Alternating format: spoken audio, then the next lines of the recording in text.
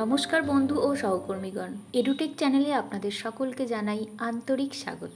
আজ আমরা এই ভিডিওতে ক্লাস 11-এর অনলাইন রেজিস্ট্রেশনের নতুন পদ্ধতিটি নিয়ে আলোচনা করব। পদ্ধতিটির কী পরিবর্তন হলো, নতুন পদ্ধতিতে কিভাবে রেজিস্ট্রেশনটি হবে, বাংলার শিক্ষা পোর্টাল থেকে কিভাবে তথ্য WBCHSE পোর্টালে ট্রান্সফার করব, এই সব বিষয় নিয়েই আজকের ভিডিওটি প্রথম থেকে শেষ পর্যন্ত ভালো করে দেখে নিন, যাতে আপনার বুঝতে কোনো রকম অসুবিধা না হয়।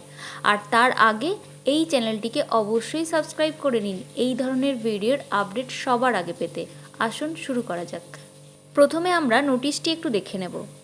নোটিশটি 14/8/2023 প্রকাশ হয়েছে, অর্থাৎ 14ই আগস্টে প্রকাশ হয়েছে এবং নোটিশটিতে বলা হয়েছে 18 আগস্ট থেকে 2023-24 শিক্ষাবর্ষে ক্লাস 11-এর অনলাইন রেজিস্ট্রেশন পোর্টালটি খুলবে, অর্থাৎ রেজিস্ট্রেশনটি চালু হয়ে যাবে এবং 31 অক্টোবর অর্থাৎ 31শে অক্টোবর পর্যন্ত চালু থাকবে, অর্থাৎ 31শে অক্টোবরের মধ্যে আমাদেরকে করতে হবে।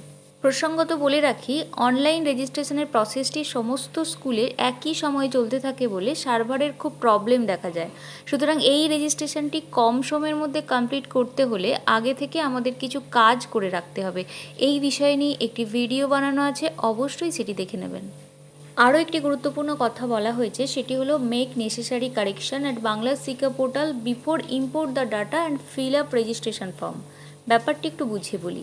রেজিস্ট্রেশনটি শুরুর পূর্বে বাংলার শিক্ষা পোর্টালের স্টুডেন্ট ডাটা, এক্ষেত্রে শুধুমাত্র ক্লাস 11-এর, খুব ভালো করে চেক করে নেবেন এবং যদি কোনো রকমের ভুল থেকে থাকে তা অতি অবশ্যই কারেকশান করতে হবে, কারণ এখন থেকে রেজিস্ট্রেশনের সময় স্টুডেন্ট পার্সোনাল ইনফরমেশানটি বাংলার শিক্ষা পোর্টাল থেকে WBCHSE পোর্টালে ইম্পোর্ট হয়ে যাবে, অর্থাৎ বাংলার শিক্ষা পোর্টাল থেকে WBCHSE পোর্টালে চলে আসবে।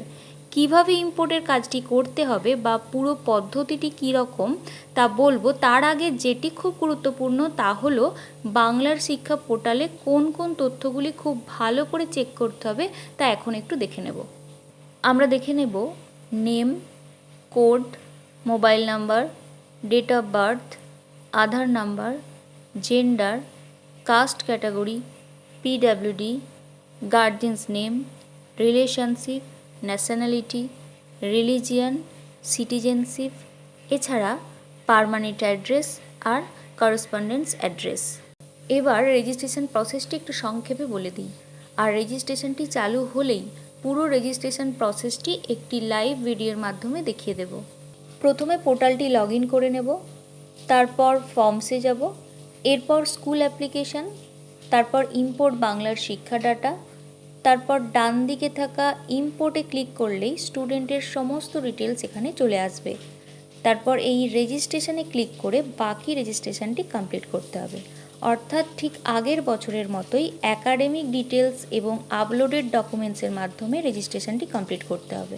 আশা করছি ব্যাপারটি পুরোটাই খুব ভালো করে বুঝতে পেরেছেন। আর যারা চ্যানেলটিকে এখনও সাবস্ক্রাইব করেননি তারা অবশ্যই সাবস্ক্রাইব করে নিন। দেখা হচ্ছে পরবর্তী ভিডিওতে। ধন্যবাদ। আশা করছি ভিডিওটি আপনাদের ভালো লেগেছে। স্কুলের সব ধরনের অনলাইন কাজের আপডেট পেতে চ্যানেলটি অবশ্যই সাবস্ক্রাইব করুন, লাইক ও শেয়ার করতে ভুলবেন না। ধন্যবাদ।